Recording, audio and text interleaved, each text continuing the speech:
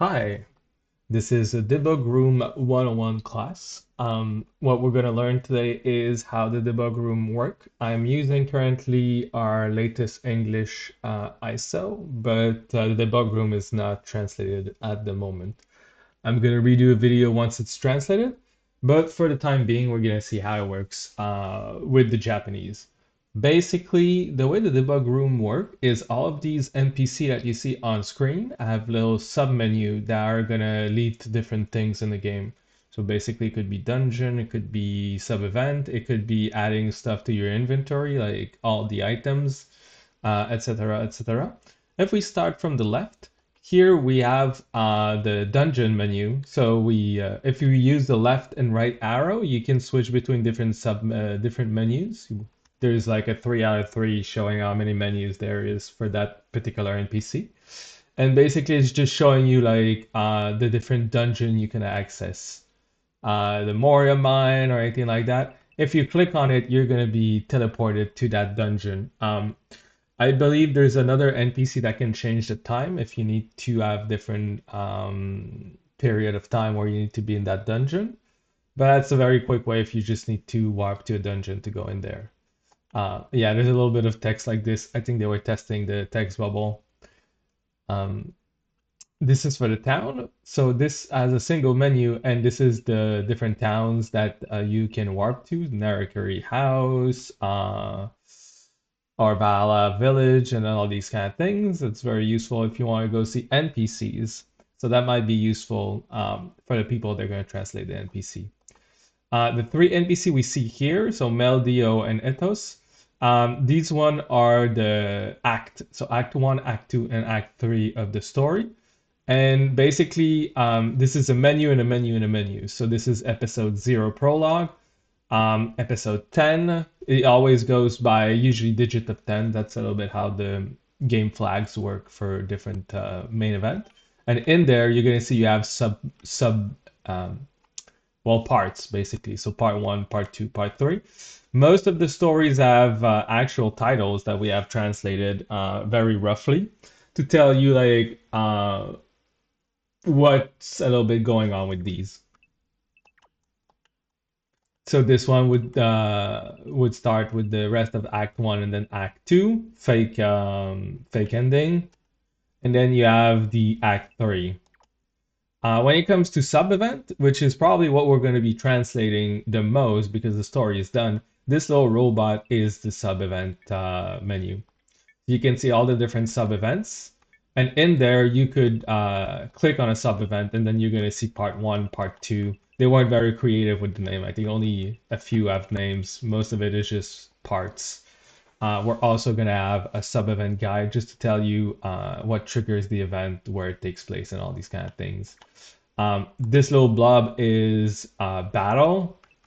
So you have different kind of battles you can test out. I'm not going to do that right now.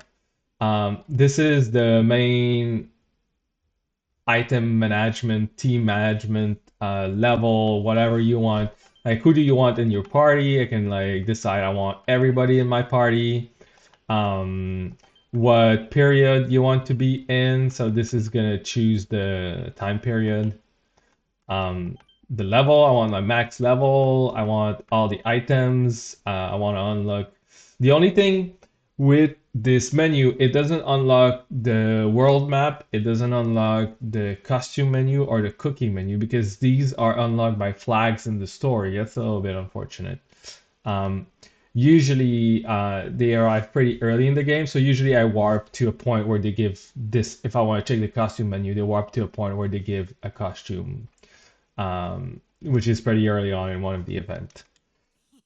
I don't know why there's a skit. That's kind of interesting. This is the first time I see a skit in the story. Wow. Okay. Um, this NPC, Deus, that's all of the skit categories. There's 6 skits categories, and in there you're gonna have all of the skits for that. I believe some of the battle skits are still left to translate. Um, So that would be a good way to just, I want to check this battle skit, and then you can have a look at it. If you press start, you can always skip. This NPC is the FMVs, so the animated movies and all these kind of things. Arch here, if you talk to her, be careful. She warps you to the world map. If you want to go on the world map, where you can get the world map item. This is to test not random encounters, but some part of the games are like Symphonias, where if they touch you, it's gonna warp. Is gonna trigger battle. So he's gonna like, whoa, he's gonna follow me. Then it's gonna open a battle, and then we can just like kick his ass.